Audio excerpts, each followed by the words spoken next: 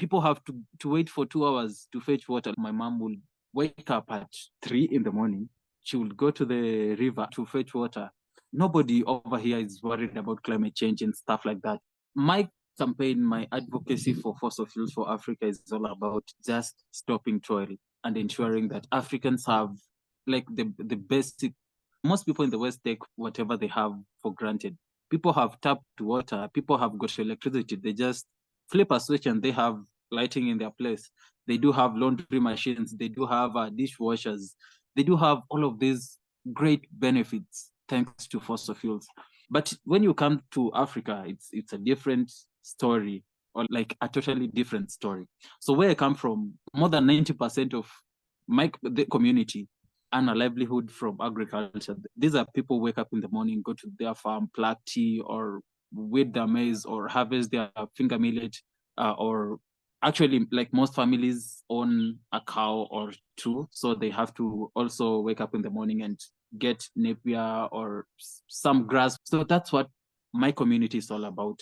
And that's how 6 to 7 out of 10 Africans earn a livelihood.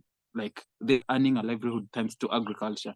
So as I campaign for just stopping toil, that means we need farm machines. This is 24, but you come here and you find people digging throughout the day. Like somebody goes to their farm, he has got a hoe, and it's up, down, throughout the day. That's what my mom does, actually. That's what I do whenever I go out farming.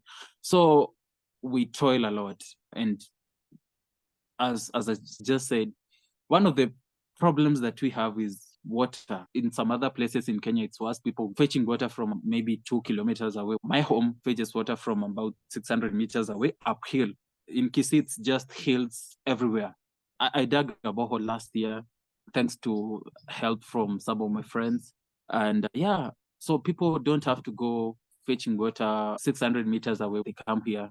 So when we get water from the spring, especially during the drought seasons, we have like a very low discharge, very low. People have to wait for 2 hours to fetch water. And I remember when I was growing up, my mom would wake up at 3 in the morning. She would go to the river, and she gets there, she finds very many people waiting in line to fetch water.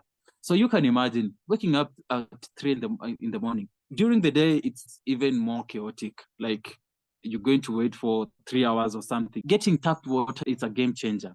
It's life-changing. I listened to this really fascinating podcast years ago, and it was talking about the biggest changes in society, right? And one of the biggest changes in society ever was actually getting piped water everywhere.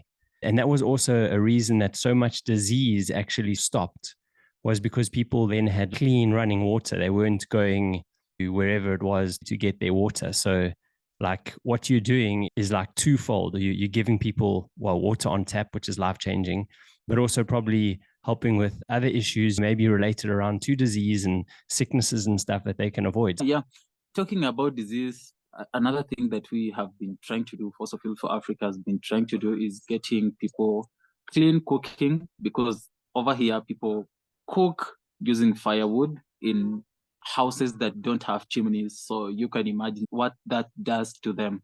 For the past 1 year, we have been trying to get families clean cooking. So it's just the LPG can, 6 kilos. 6 kilos is like a tiny one, but it supports families for about 1 month if they're cooking breakfast, lunch, and supper using the LPG can. So a family of 6 members is going to use that for about, let's say, 4 weeks, 5 weeks. Once their LPG can runs out, they refill in nearby kiosks or shops by paying about $10. So that is affordable for most families. I'd say it's affordable to almost all families in my community. So it's a game changer as well. For the past 1 year, we managed to give out about 100 LPG cans, so 100 to 100 families. Yeah, some good work. Also, we have been connecting people to the grid, to the national grid, electricity grid. The situation over here is different. So we have families, like I have my home, I have a pole here. So I don't need like another line. I don't need to construct anything. I don't need to buy materials. I don't need to buy poles and get an electrician to connect poles. I don't need all of that. So it's just like my home is just nearby a pole, maybe 20 meters away. But you find that a family has been here with the pole 20 meters away for 5 years, and they don't have access to electricity. They're not connected to the grid. And this is because these families lack about $300 to connect themselves to the grid. So with $300, you can electrician, buy materials, the wiring materials, get yourself a meter, and that is going to change your lives. Most families don't have access to electricity. So for the past 1 year, we have been trying to get these families connected to the grid. For the past maybe 7 months, we have been getting the closest to the lines. So for the past 6 months, we haven't been constructing lines or building lines. We have been just connecting whoever is near the national grid line to the electricity, But we have also connected people. We have built lines in the past and got those families connected. Those are families who in maybe 10 years, they wouldn't have had the funds to build a line, because building a line is the most expensive thing that you're going to do. If you're building a line, 5 poles, 5 times, that's 1,500 USD. 5 poles, 1,500 USD. Families can't, there is no way they're going to get that. Yeah, so you can imagine a family saving, say, 200 USD a year. And those are rich families, I'd say, in my community, 200 USD in a year.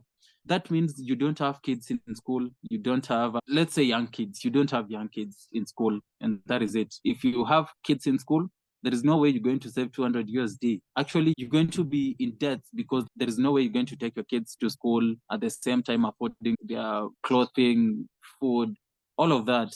So, yeah, most people think that climate change is what we should be worried about, but nobody over here is worried about climate change and stuff like that.